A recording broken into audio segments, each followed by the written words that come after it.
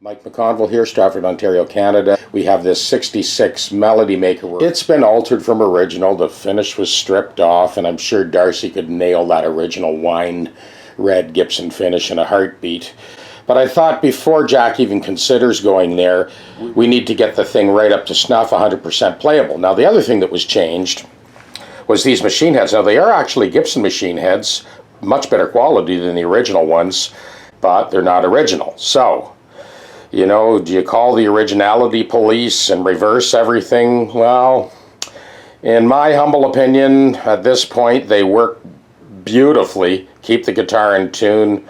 I say we leave them alone. The neck, no break. This headstock was never broken. It's in amazing condition. And the neck is actually, it's pretty thick.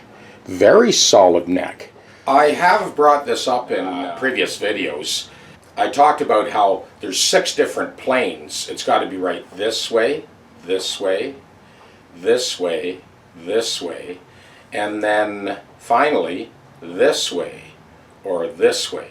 The original tenon and mortise was actually set a little bit high on the treble side, and that reflects in the height of the bridge. The bridge is actually quite a bit higher on this side than it is on this side. Now, it's not a big issue. The radius of the fingerboard matches. We got those brand new frets in there, and it plays perfectly in tune. Here's a sneaky little mod that you can even slip by the originality police. The ledge on the underside of that bolt, I have slipped a very thin shim.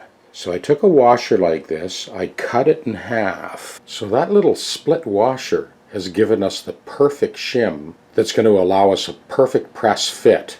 Just press this on, and we've got a rock solid press fit. What that's done is it's straightened the bridge. Now, typically these bridges want to sort of tip forward because they're a little loose at the cuff here. But by putting those washers underneath, and this tightens the strings along the focal point, and that's it. This is the very final operation. We'll just smooth that out and give Jack a call.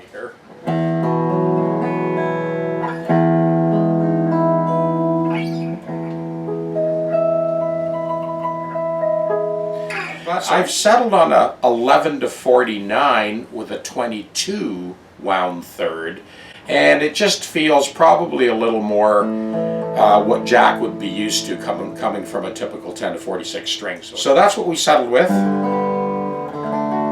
All those first position chords, of course, perfectly in tune.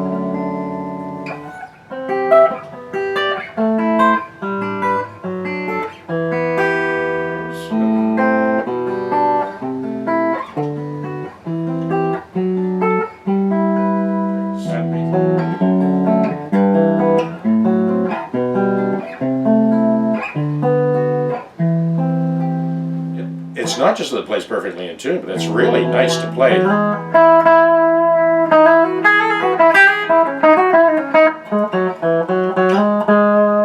So now with those 51 thou crowns,